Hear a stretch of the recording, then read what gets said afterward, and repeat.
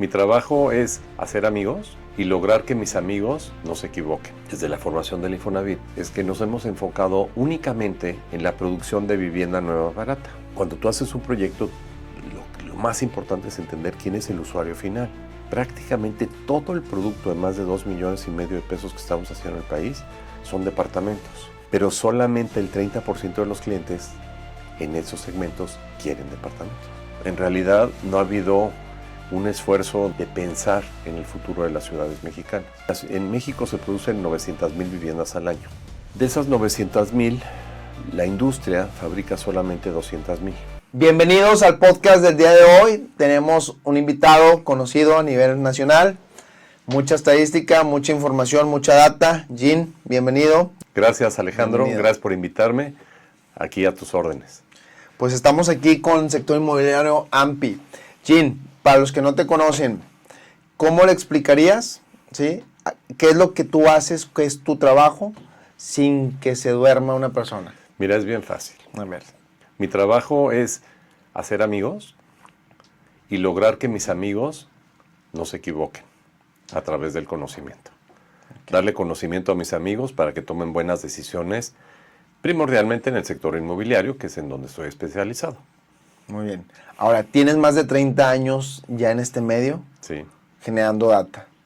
sí, 37. Ok, casi 40. Entonces, bueno, Sí, queremos aprovechar esa información. claro. Ok, y me gustaría que nos ayudaras con la siguiente pregunta, Gin. Si tú tuvieras que apostar todo tu capital a un solo proyecto en una ciudad, ¿qué tipo de proyecto y en qué ciudad lo harías? Mira, una de las cosas que tienes que pensar es que en el desarrollo de los mercados, lo primero que tienes que pensar es cuál es la demanda, qué forma demanda, qué está haciendo que haya gente que quiera comprar cosas. Después, qué estructura urbana debes de tener, qué diseño de ciudad debe de haber. Después, qué infraestructura pones. Luego, cómo lotificas, luego cómo fabricas lo que va encima de la lotificación, cómo amueblas, cómo reusas, ¿no? Y dónde hay promoción por parte del gobierno para hacer cada una de las estaciones del mercado, y por el otro lado, dónde hay financiamiento. Lo que nos ha pasado en los últimos, tal vez 50 años, desde la formación del Infonavit, en 73, es que nos hemos enfocado únicamente en la producción de vivienda nueva barata. Uh-huh. Y todo lo demás, lo que hemos hecho es decir, pues, que suceda como el Espíritu Santo, ¿no? O sea, que suceda como suceda y pues a ver qué pasa. Fuera del trabajo que hizo el arquitecto Ramírez Vázquez de la planeación de las 100 ciudades de México, que continuó el licenciado Colosio, en realidad no ha habido un esfuerzo de pensar en el futuro de las ciudades mexicanas. Entonces, regresando a tu pregunta, lo que tenemos que primero pensar para contestarla es qué forma demanda, qué hace que haya clientes para productos inmobiliarios y productos habitacionales en particular. Tienes primero la formación de hogares, la gente que se independiza y Uh-huh. para formar un hogar, ya sea que se va a vivir con sus amigos, que se va a vivir con su pareja, que se casa, etcétera, se divorcia, eso te genera una demanda. Tienes gente que se muda de ciudad, la migración, eso también te genera hogares nuevos en los lugares que reciben migrantes. Por otro lado, tienes que tener la formación de empleos, entonces tienes que buscar lugares donde se estén generando más empleos que hogares, o por lo menos lo mismo, y entonces eso te genera los lugares de oportunidad, ¿no? Entonces, la otra cosa es qué tipo de empleos son, cómo gana de su dinero la gente.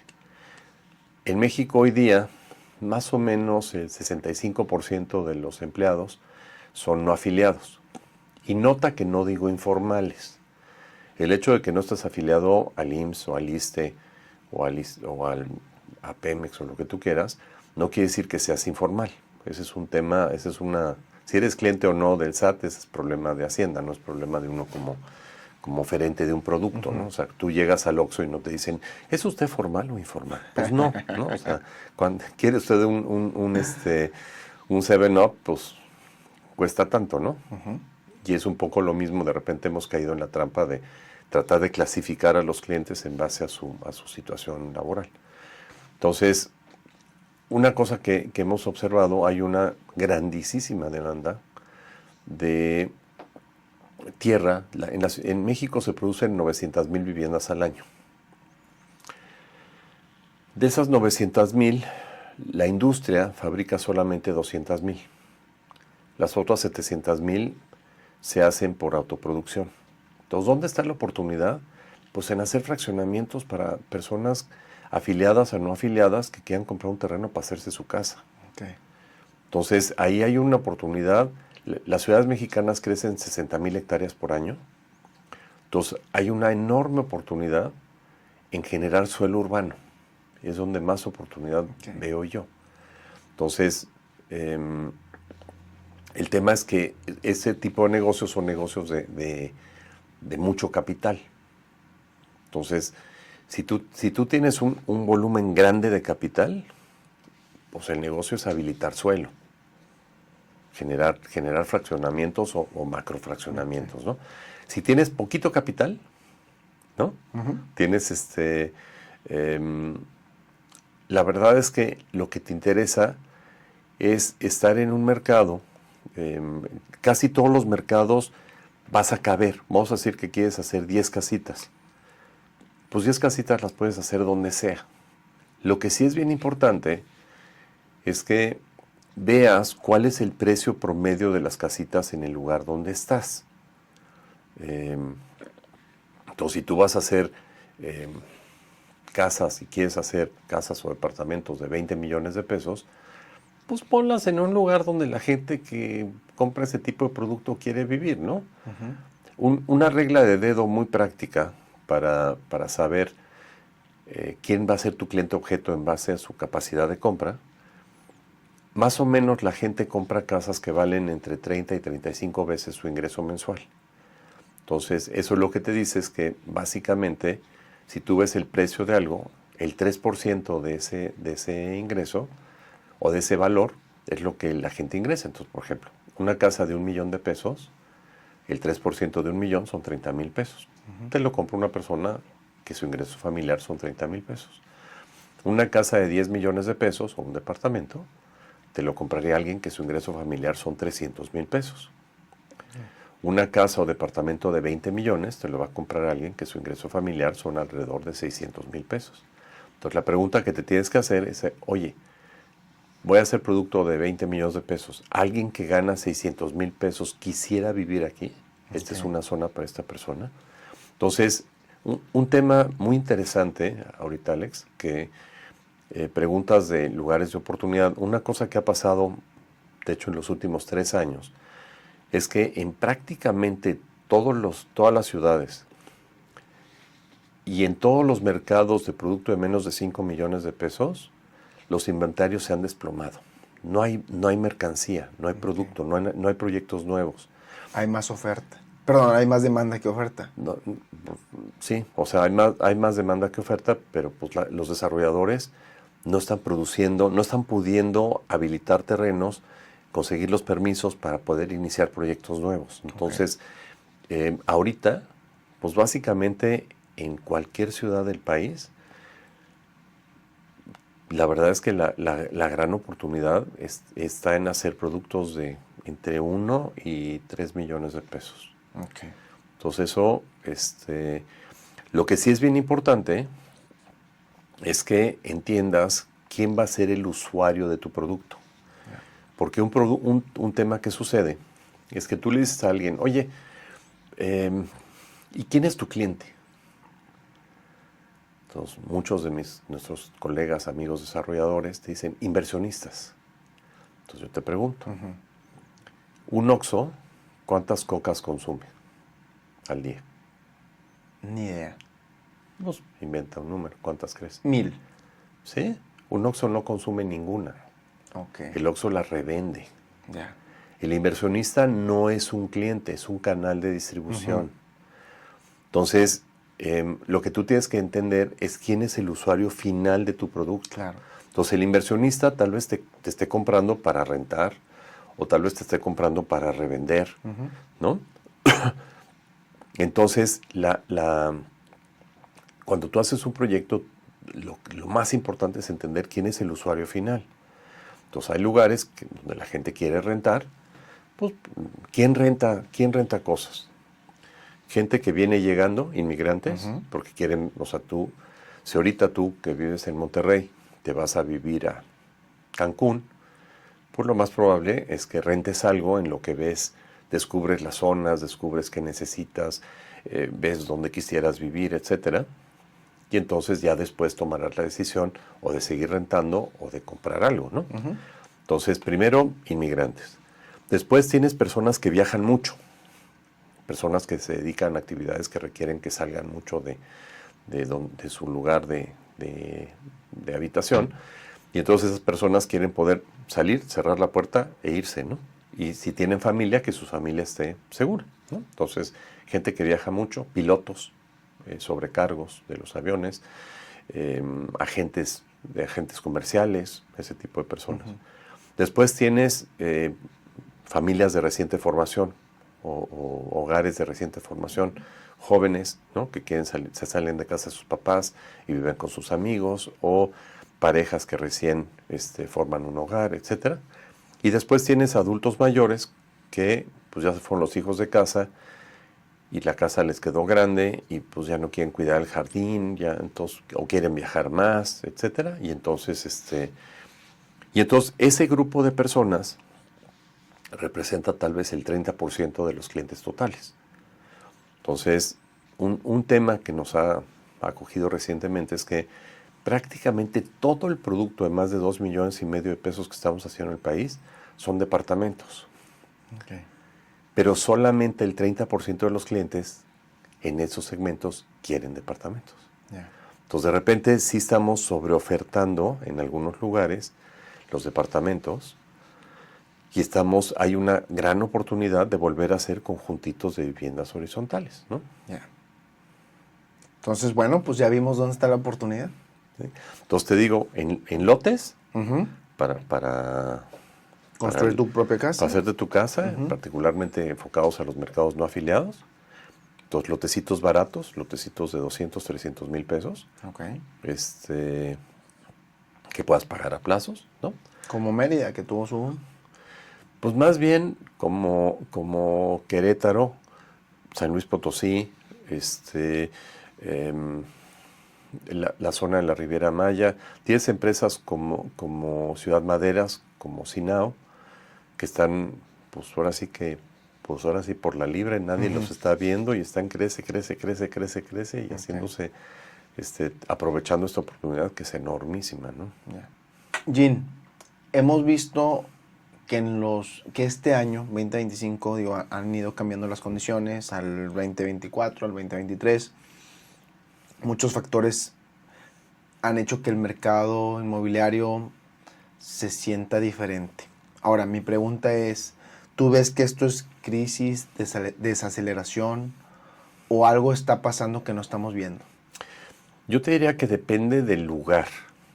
Hay mercados como en la Ciudad de México. En la Ciudad de México, si tú ves la formación de empleos y la formación de hogares, ahorita tenemos los mismos empleos que teníamos a finales del 2018.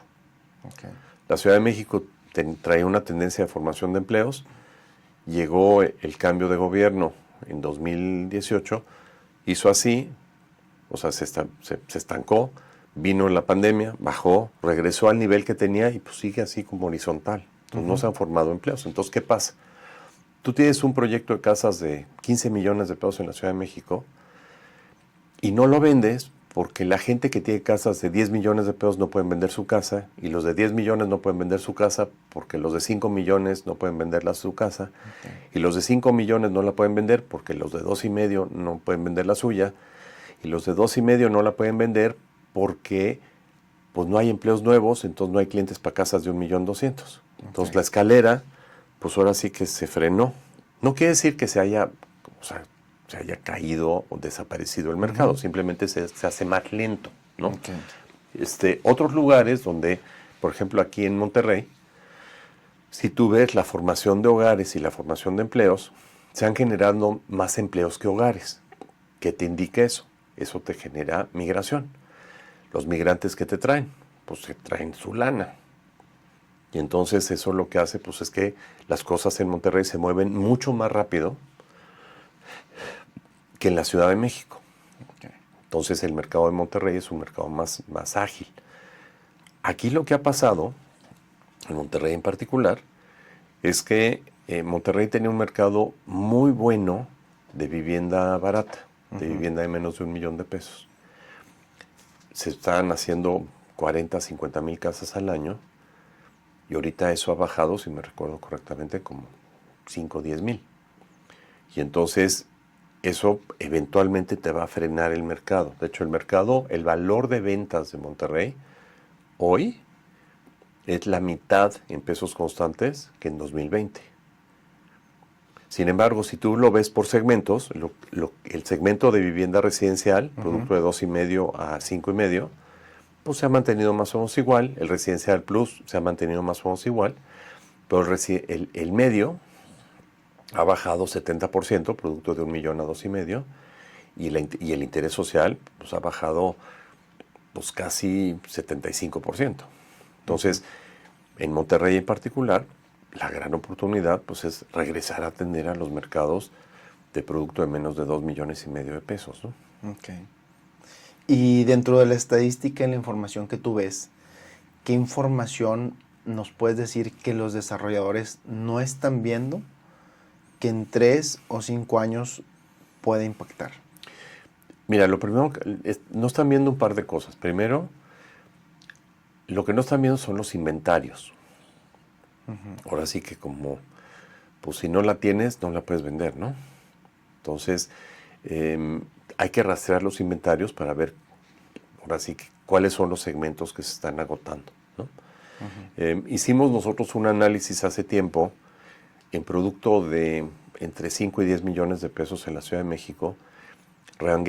Hay 11 tipologías de familias en el país.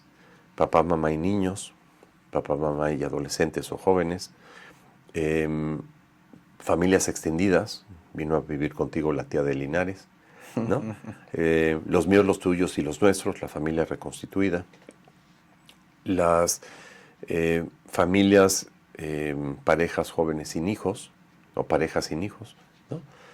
Que hablas de los perrijos o los gatijos o lo que tú quieras, pero finalmente personas que no tienen niños.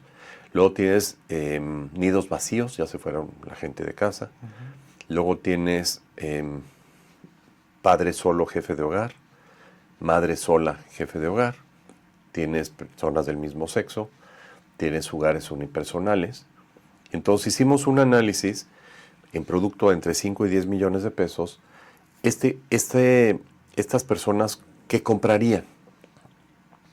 Y detectamos, por ejemplo, que había una gran sobreoferta de departamentos para hogares unipersonales o familias, parejas sin hijos o nidos vacíos, y había una enorme suboferta de departamentos o casas para familias. Entonces, en el mismo segmento, o sea, en esta industria hemos cometido un error muy grande. Todo lo vemos en base al precio por metro cuadrado. Tú ahorita me trajiste en tu camioneta. ¿Cuánto pagaste por decímetro cúbico de transporte? No, pues ni idea. ¿Cómo se compara tu costo por decímetro cúbico de transporte con el de una Q5? No he hecho el ejercicio todavía. Pues no te importa. Okay. Tú te compraste la pick-up que tienes, por alguna razón te la compraste y para algo te sirve. Y una persona que se compra un Audi Q5 o una Toyota Sienna, se la compra por diferentes razones, ¿no? O sea, no. Sí. Pero nosotros todo lo pensamos como que vendiéramos tela. Oye, ¿y tu producto qué vale? No, pues vale 60,000 pesos el metro cuadrado. Que llega tu cliente y dice, no, hombre, está de barato, ¿no? ¿Cuántos metros me entrega, joven? Sí. No, 75. No, está muy barato. Écheme 83. Pues no, tú te compras una unidad completa que tiene un precio. Entonces nosotros no vendemos metros de tela. Entonces, de hecho, una cosa que hemos encontrado, Alex, que es bien interesante, es que en el mismo segmento, el precio por metro cuadrado no varía, o sea, no hay una correlación entre el precio por metro cuadrado y la velocidad de ventas y la absorción. Tú puedes vender más caro y tener más ventas que uno que vende más barato, porque ¿sabes qué? Influye la ubicación, influye la arquitectura, influyen las amenidades, influye tu capacidad empresarial de ejecutar, influye el financiamiento, influye la estructura legal, influye cómo atiendes a las personas, tu equipo comercial.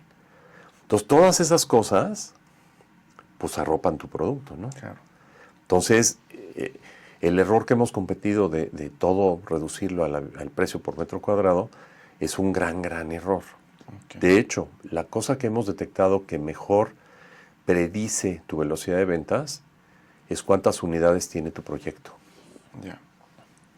Hay una correlación en todos los mercados superior al 80%, de que si tienes 10 unidades vendes tantas al mes, si tienes 20 vendes tantas al mes, si tienes 100 vendes tantas al mes. Y obvio, dentro de cada categoría, pues están los que venden mucho más, y entonces hay que estudiar a ver qué hicieron, ¿no? O sea, qué hace que su producto sea más deseable. Okay. Y esa relación de que si eres más unidades, ¿tú lo relacionas a la ley de Pareto? No, lo relaciono un poquito más ponte a pensar, ¿por qué vende más un Walmart que un Oxxo? Porque hay más Walmarts. No, porque tiene más piso de venta. ¿Sí? No, o sea, okay. No, yo no dije Walmart Corporación. Okay. O sea, tú tienes aquí un Oxxo y tienes aquí un Oxxo que tiene 300 metros de piso de venta y un Walmart Supercenter que tiene 15,000. Pues el de 15,000 vende más porque tiene más capacidad. Productos y más. Tiene más capacidad de atraer mercado. Okay. Entonces, un proyecto chiquito tiene una cierta capacidad de atraer mercado y un proyecto grandote tiene más. Entonces, de hecho, eso habla de una oportunidad también de hacer como centros comerciales de proyectos inmobiliarios. Okay. Entonces tú agarras y dices, oye, voy a hacer en este coto, donde caben 100 viviendas, traigo a 5 cuates que hacen 20 cada quien. Entonces, entre todos, pues venden lo que venden más que si lo vende cada quien solito. Ok. Ahora, yéndonos a un tema datos versus intuición. ¿Te ha pasado alguna vez que tú analizas o analizaste algún proyecto y los datos te decían algo, pero la intuición fue totalmente distinto al producto? Sí, claro.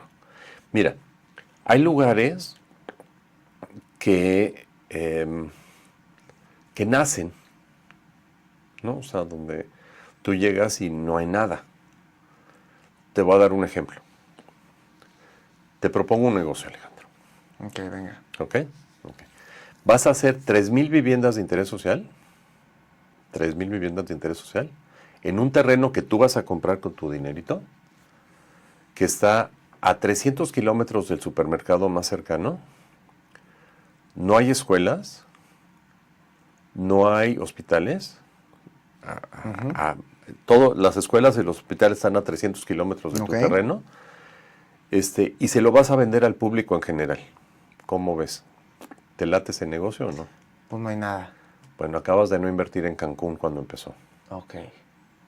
Entonces, la pregunta, la data te diría que no hay demanda. Pero tú dices, mira, es que el gobierno federal está poniendo un aeropuerto, está poniendo infraestructura, está armando Fonatur para vender lotes hoteleros, ya tienen interesados a 5 hoteleros, Casa Maya, que fue el primero que hizo el señor Milleta ahí en Cancún. Tienes a gente que está empezando a generar empleos en la zona. El gobierno federal está contratando personas para que vengan a trabajar, a desmontar, a hacer los fraccionamientos. Entonces esto te va a generar demanda. Entonces el hecho de que un punto importante, lo decía Toño Villarreal ahorita que en la plática, una cosa muy común en nuestra industria, tú cuando manejas, te subes a tu coche, ¿cómo manejas? ¿Viendo para adelante o viendo el espejo retrovisor? Hacia adelante. ¿Por qué? Hacia adelante no tienes data. Pero pues es lo que viene. Pero hacia atrás tienes, pues, tienes de dónde viniste, ¿no? Ujú. Ahora, es bien cierto que de dónde viniste es muy indicativo de a dónde vas, ¿no? Ujú. Entonces, si tú vas te ve tu mejor amigo ahí en Avenida Colonia del Valle, yendo, no sé, hacia el sur, pues dice, pues Alex va a tal lado, ¿no? Pero pues quién sabe, igual ibas al Fashion Drive, o igual ibas al Safi, o igual ibas a ver a tus amigos de Banregio, y no ibas al lugar que se imaginó tu amigo, ¿no? Igual no ibas a la cola de caballo ahí a echarte por la tirolesa, ¿no? Pero, claramente, saber de dónde vienes, pues te da una idea de cómo a dónde podrías llegar. Imagínate que yo te veo, te digo, oye Alex, ¿qué vas a hacer el fin de semana? Me dices, no, pues voy a ir a McAllen. Ok, perfecto. Entonces te veo en la avenida Colonia del Valle yendo hacia la carretera nacional, hacia el sur. ¿Qué pasa? Pues no tiene sentido ahí la dirección. ¿Vas a llegar a McAllen? No. Pero es que lo que no te dije es que tu amigo Jean había ido a las casitas esas que están ahí, las cabañitas, que están ahí pasando la presa, y se había quedado ahí, y tú habías quedado en pasar por tu amigo Jean antes de irte a McAllen. Entonces tú vas a llegar, vas a salir de tu casa, vas a agarrar la carretera nacional, vas a ir a las cabañitas, me vas a recoger, te vas a dar vuelta en U y vamos a irnos para McAllen, ¿no? Ya. Y entonces, el hecho de que tú vayas en una dirección no necesariamente es indicativo que vas a hacer otra cosa. Entonces, esto que tú comentas, la pregunta es si hay cosas que están cambiando la situación. Entonces, la data te dice una cosa, entonces la pregunta es si tú puedes, si se va a generar un cambio que puede generarte un beneficio. Ahora, lo que sí es bien cierto es que de repente muchos de nuestros colegas perciben esos cambios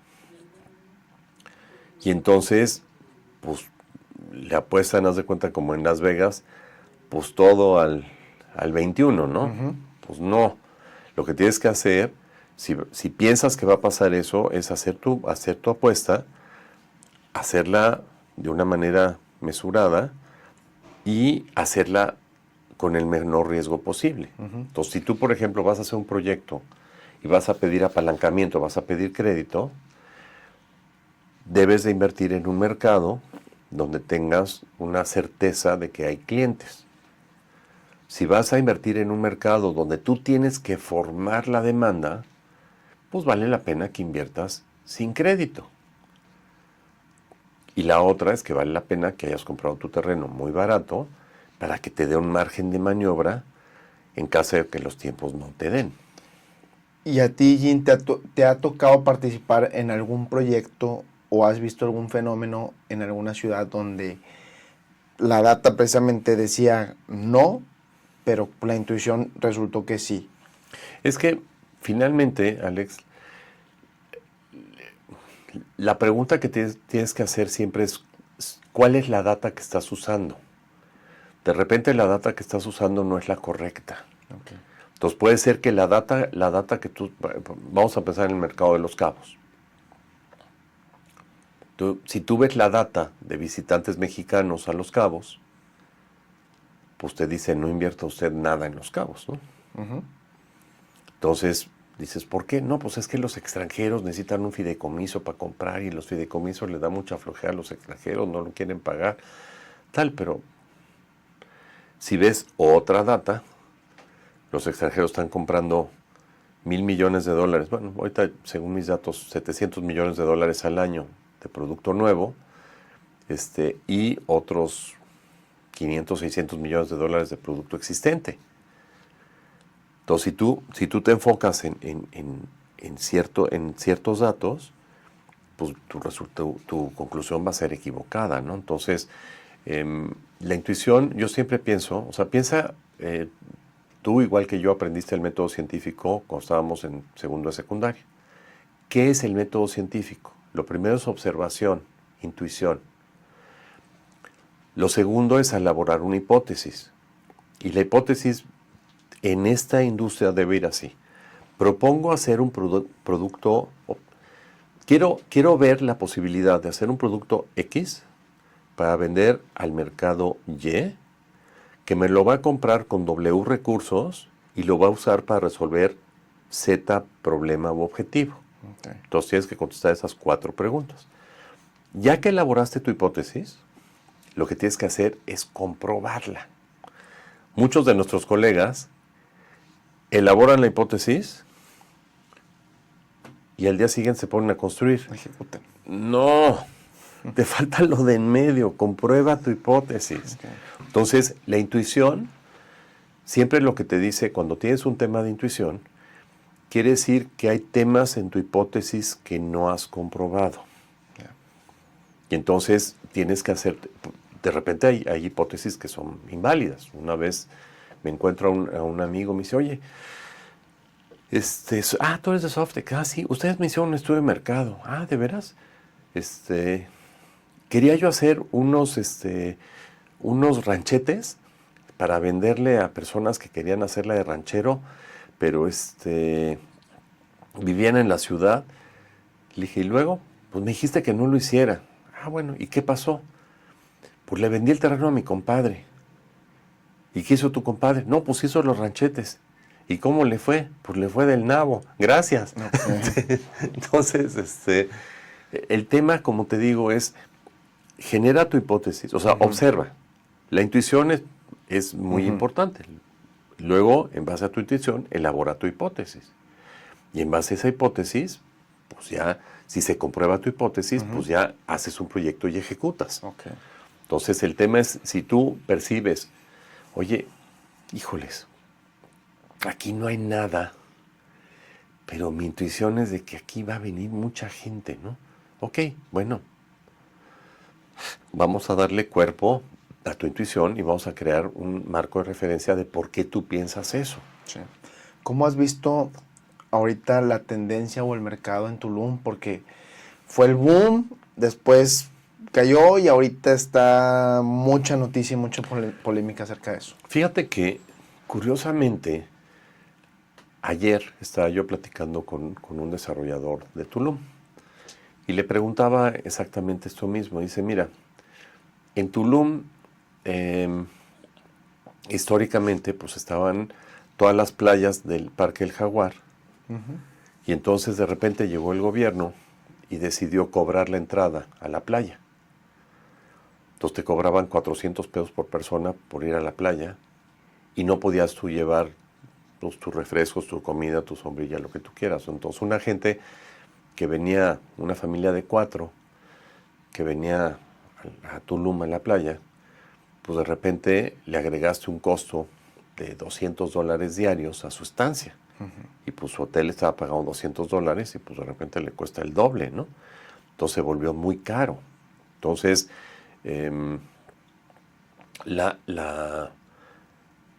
pues ahora sí que tratando de un tema, pues trataron pues ahora sí que de tomar ventaja de los turistas pensando que había una insensibilidad total al precio, ¿no?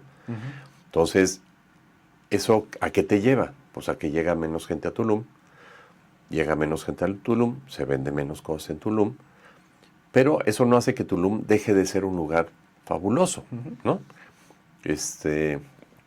Entonces, una de las cosas que está pasando, y ojalá, ya bajaron el costo de entrada al parque, ahora ya lo bajaron creo que a 100 pesos, pero otra vez yo creo que no debería de costar entrar a la playa, ¿no? O sea, no deberían de cobrar por ir a la playa.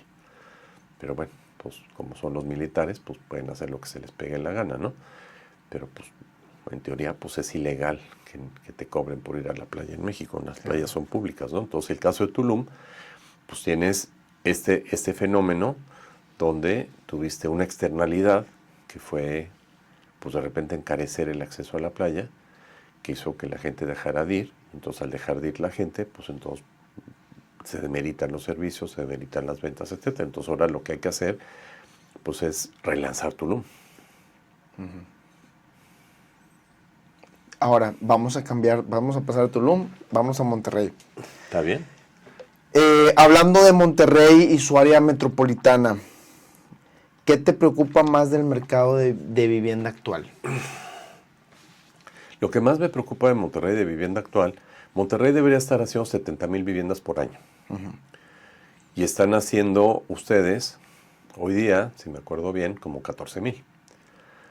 Las que no hagan, adivina qué, se van a hacer. ¿Y sabes cómo se van a hacer? Invadiendo los cerros. Entonces, si ustedes no se ponen las pilas como lo hicieron en los 70s, 80s, 90s y 2000s, pues nos van a copiar en la Ciudad de México esa cosa tan fantástica que tenemos de las ciudades perdidas. No es una buena idea. Entonces, lo que más me preocupa de Monterrey es que no recupere esa capacidad de generar vivienda para sus trabajadores. Y fíjate que es un fenómeno. O sea, es un fenómeno que en algún momento se vivió en Monterrey. Digo, tenemos Sierra Campana, La Independencia y otras colonias así de mucha invasión. Sí. Y sí, pues definitivamente hace falta crear más Ahora te voy vivienda. a decir otra cosa que es bien interesante. En Monterrey, en los últimos 20 años, se deben de haber hecho pues alrededor de 1 millón de viviendas de interés social, de viviendas de menos de 1 millón de pesos. Nosotros hemos hecho encuestas en conjuntos de vivienda de ese valor y resulta que después de 10 años, ¿qué porcentaje de los originales crees que viven ahí? No sé, a lo mejor un 30%. El 20%. ¿Y el otro 80% qué le pasó? Pues se le hizo muy lejos y dejó la casa abandonada. A ver, ¿a quién le presta dinero para que se compre una casa? Al trabajador. ¿Qué tiene que tener primero? Pues un trabajo. Un empleo. ¿Por cuánto tiempo? Mínimo 6 meses. Bueno, ahorita, pero históricamente mínimo 2 años. Entonces tienes que tener una gente que tiene 2 años de antigüedad laboral. ¿Qué otra cosa tiene que tener? ¿Transporte? No, capacidad de ahorro. Estamos hablando de la persona. No, el cuate no tiene transporte necesariamente, pues igual usa transporte público, ¿no? Sí. Tiene empleo estable, capacidad de ahorro. ¿Cómo es su familia? También una familia más o menos estable, ¿no? Entonces, la gente que tiene empleos estables, capacidad de ahorro y familias estables, ¿qué les pasa en la vida, Alejandro? Crecen. Progresan. Entonces, ¿qué le pasaron a esos 80%? Pues les fue mejor y se fueron a otro lado. Entonces, nosotros tenemos, fíjate en esto, una persona que se compra una casa, en México, los créditos de Infonavit, el tiempo promedio que dura un crédito de Infonavit, se firman a 20 años. ¿En cuánto tiempo crees que se pagan? ¿En 10? En 10 años, más o menos, ¿no? La mayor parte de la gente prepaga su crédito. Sí hay algunos casos de personas que perdieron su empleo y que su crédito en Infonavit se les vuelve un problema y bueno, pues ya están trabajando en eso. Pero tienes a la mayor parte de las personas en 10 años terminan de pagar su casa. Entonces, si yo te compré una casa de 500,000 pesos y suponiendo que gano lo mismo y que mi casa mantuvo su valor con inflación, ahorita quitemos la inflación de la mesa, pues ahora ya tengo un patrimonio que vale 500,000 pesos, ¿no? Si yo vendo esa casa, gano lo mismo, ahora ¿qué casa me puedo comprar? Pues le sumo esos 500 y me voy a la que sigue. ¿Qué es de cuánto? Pues Un 1,000,000. Mi capacidad de crédito es la misma, Pues 1,000,000. Pasan 10 años, ¿y ahora qué puedo hacer? Ya pagué la del millón. No, la de 2. De 1,500,000. 1,500,000. No, pensando, sigo ganando lo mismo, ¿no? Sí. Pero que no es el caso. En México, la curva salarial de personas a las que les dimos crédito generalmente, de los 30 años a los 50 años ganan el doble. Pero bueno, estoy suponiendo que gana lo mismo, ¿no? Sí. Ajustado con inflación. Entonces, una persona que hace 4 ciclos hipotecarios puede empezar en una casa de 500,000 pesos y acabar en una de 2 millones. Luego entonces, si Monterrey tiene una demanda de 70,000 viviendas, de las cuales 30,000 son viviendas de menos de 1,000,000 de pesos, y tienes un stock de 1,000,000 de viviendas de menos de 1,000,000 de pesos usadas, si tú motivas que el 3% de la gente, que quiere decir que en 30 años le diste la vuelta a tu stock, Okay. se mude de casa, ya no tienes que hacer viviendas baratas, ya las tienes hechas. Y entonces, ¿qué casas haces? Pues haces viviendas medias, viviendas de 1,500,000, viviendas de 2,000,000 de pesos. Entonces, la gran oportunidad ahorita en Monterrey y en un montón de ciudades del país es movilizar a las personas, facilitar que vendan la casa que te compraron hace 10 años y se compren la que sigue. Okay. Esa es la gran oportunidad, Alejandro. Si hacemos eso,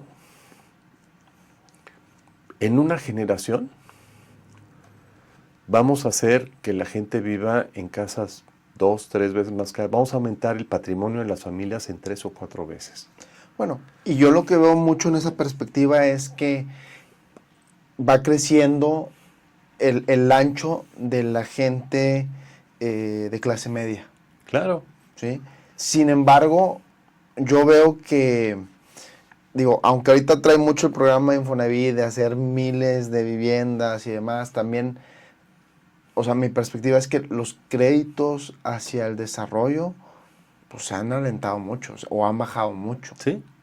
Y lo que nos falta es que no tenemos desarrolladores, habilitadores de tierra. El proyecto promedio en México tiene un valor de ventas como de 200 millones de pesos y tiene más o menos 150 viviendas. La densidad promedio en México son 50 viviendas por hectárea. El proyecto promedio tiene 3 hectáreas. Pues, a ver, o sea, tú necesitas gente que habilite suelo y te venda los terrenos de una hectárea, que te venda cotos para hacer 50 casitas, 50 casitas, 50 casitas. Aquí tienen ustedes a Tierra Regia, que hace eso. En Mérida tienes a los señores Pereira, tienes a Esteban Correa, tienes a Lorenzo Medina, que venden lotes urbanizados para desarrolladores. Pero en realidad en el país, o sea, perdimos la figura del fraccionador. Necesitamos recuperar la figura del fraccionador para poder acelerar el proceso. Ese es el gran éxito de Fonatur. Que Fonatur, siendo el gran fraccionador de los destinos turísticos, te vendía un lote y te decía, aquí puedes hacer 45 departamentos, hasta 4 pisos, deja 2 metros de cada lado y pues ahí en medio haz la arquitectura que más te guste, ¿no? Muy bien. Pues Jim, muchas gracias por tu tiempo, por compartirnos esta data. Me ayuda a mí a tener un enfoque diferente del tema inmobiliario. Creo que este año 2025 para mí ha sido un año de rediseñarme. Y, no sé, hace algunos años yo pensaba, oye, el desarrollo inmobiliario y vertical, Después experimenté un proyecto, campestre de tierra y dije, no, pues andaba perdido, se me hace que hay más dinero en la tierra que en los edificios, ¿verdad? Pero ahorita con esta área de oportunidad que tú compartes y que ya analizaste, porque pues esto es basado en data, creo que sí tenemos mucha oportunidad en Monterrey de hacer ese crecimiento. Y se ha visto en municipios muy pequeños aquí como Salinas Victoria, que está creciendo por lo mismo que está enfocado en tierra, ¿sí? Y Escobedo también está detonando tierra. Sí. O sea, municipios que a lo mejor mucha gente no volteaba a ver, son los de mayor crecimiento, son los de mayor plusvalía, son los que están evolucionando. Yo simplemente para cerrar, Alex, yo lo que le diría a ti y a tu público, bueno, primero, gracias por invitarme, eso sería lo primero que les diría. Pero lo segundo que les diría es, si tienes una intuición, valídala. Okay. Valida tu intuición. Si nos quieren contratar a nosotros o a alguno de nuestros colegas para que hagamos esa chamba, gracias. Pero también se vale que lo hagas tú. Yo siempre digo que la mejor manera de conocer un mercado es desgastar las suelas de tus zapatos. Sal y conoce el mercado. Nosotros te ayudamos porque tenemos una estructura y una metodología para hacerlo. Pero eso no quiere decir, nosotros ni somos los dueños de la verdad, ni somos los creadores de la Biblia, ni nada. O sea, lo que nosotros hacemos no es la palabra del Señor. Es simplemente una opinión de un profesional que ha visto muchas cosas similares. Pero de repente una gran capacidad de los desarrolladores, de los arquitectos, de los creadores es imaginarse un futuro posible. Pero lo que es importante es aterrizar tu intuición. Fíjate, nada más para terminar. Cancún está donde está porque cuando le encargaron al licenciado Enrique Sabiñac ver qué actividades turísticas México podía tener de excelencia, y descubrió que el turismo de sol y playa era una cosa que México podía hacer, que era el segundo tipo de cosa donde más se consumía en el mundo, escogió 5 lugares para poner centros de turísticos, y Cancún lo detonaron, porque Cancún era el punto más cercano al mayor número de gringos ricos, que estaban en Nueva York, en Boston, en Filadelfia, en Chicago y en Detroit. Okay. Entonces, eran el lugar más cercano. Cuando pensaron en Cancún originalmente en 1956-57, tu gran competidor era Cuba. Entonces, y Florida. Uh-huh. Entonces, era cómo le bajamos clientes a Cuba y a Florida. Afortunadamente para nosotros, Cuba se borró del mapa por el joven Castro. Florida entró en una decadencia, que la vimos en los programas de Miami Vice y todas estas cosas en los 70s y 80s, y eso le dio chance a Cancún de posicionarse, ¿no? Pero había una identificación de un mercado potencial que ibas a traer. Claro. Valida tus intuiciones. Muy bien. Pues con eso nos vamos. Jean, gracias por tu tiempo y bueno, pues no se pierdan, sigan viendo este podcast Sector Inmobiliario. Jean, ¿dónde te puede encontrar la gente? Nos pueden encontrar en www.softec.com.mx. Yo estoy en @GeanSoftec en X, y también en LinkedIn estoy como Genemex. Excelente. Bueno, pues bienvenido a Monterrey nuevamente, ya sabes, nos encanta tenerte por acá. Muchísimas gracias, Alex. Gracias y mucho gusto. Gracias por su tiempo. Hasta luego.